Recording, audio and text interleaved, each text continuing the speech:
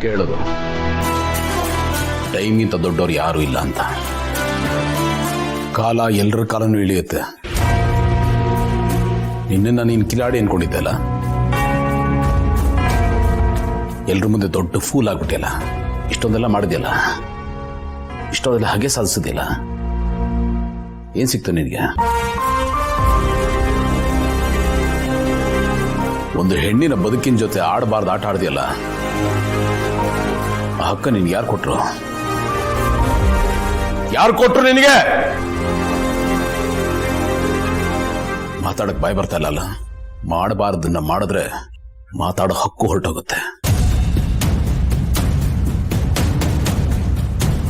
ಒಬ್ಬ ವ್ಯಕ್ತಿ ತನ್ನ ಕೈಯಾರೆ ತನ್ನ ಗೌರವನ, ತನ್ನ ಮರ್ಯಾದೆನ ಕಳ್ಕೊಳ್ಳೋದಿದೆಯಲ್ಲ, ಅದಕ್ಕಿಂತ ದೊಡ್ಡ ದುರಂತ ಇನ್ನೊಂದಿಲ್ಲ. ನೀನು ಆ ದುರಂತದ ಪರಮಾವಧಿ. ನಾಚಿಕೆ ಆಗಬೇಕು ನಿನಗೆ. ಮೊದಲು ಮೋಸ ಮಾಡ್ತೀಯ, ಆಮೇಲೆ ಆ ಮೋಸನ ಮುಚ್ಕೊಳ್ಳೋದಕ್ಕೆ ಇನ್ನೊಂದು ಮೋಸ ಮಾಡ್ತೀಯ, ಆಮೇಲೆ ಇನ್ನೊಬ್ರು ಜೀವನ ಹಾಳು ಮಾಡ್ತೀಯ. ನಿನ್ಗೇನು ಅನ್ಸೋದೇ ಇಲ್ವೇನೋ? ಒಂದು ಗ್ರಾಮ್ನಷ್ಟು ಮನುಷ್ಯತ್ವ ಇಲ್ವಲ್ಲ ನಿನ್ನ ಹತ್ರ? ಪ್ರಾಣಿಗಳಿಗಿಂತ ಕಡಿಯಾಗಿ ಬದುಕ್ತಾ ಇದೆಯಲ್ಲೋ. ಆ ಅಮಾಯಕ ಹೆಣ್ಣುಮಗಳ ಜೀವನನ ಹಾಳು ಮಾಡಿ ಅವಳನ್ನ ಅಯ್ಯೋ ಅನ್ಸ್ಬಿಟ್ಟಿಯಲ್ಲ. ನಿನ್ನಿಂದಾಗ ಅವಳು ಎಷ್ಟು ನೋವು ತಿಂದು ಗೊತ್ತಾ? ನಿನ್ನ ಅತಿಯಾಗಿ ನಂಬಿದ ಹೆಣ್ಣಿನ ನಂಬಿಕೆನ ಒಡೆದು ಚೂರ್ ಚೂರ್ ಮಾಡಿದ್ಯಾ. ಒಂದು ಹೆಣ್ಣು ತನ್ನ ಜೀವನದ ಬಗ್ಗೆ 10 ಕನಸುಗಳನ್ನ ಕಟ್ಕೊಂಡಿರ್ತಾಳೆ. ಅವಳ ಕನಸನ್ನ ನೀನು ನಿನ್ನ ಸ್ವಾರ್ಥಕ್ಕೆ ಬಳಸ್ಕೊಂಡಿದ್ಯಾ. ಇದು ತಪ್ಪಲ್ಲ ಜೈ.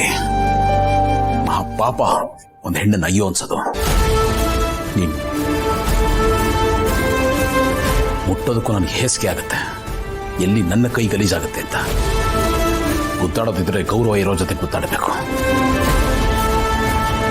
ಒಂದು ವಿಷಯ ನೆನಪಿರಲಿ ಜೈ, ನಂಬಿಕೆನ ಉಳಿಸ್ಕೊಳ್ಳೋಕ್ಕಾಗದಿರೋನು ಲೈಫಲ್ಲಿ ಏನನ್ನು ಉಳಿಸ್ಕೊಳ್ಳಲ್ಲ.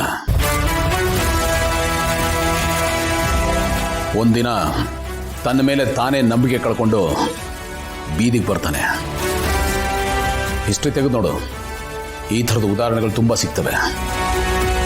ಇನ್ಮೇಲೆ ನಾನು ಮಾತಾಡಲ್ಲ.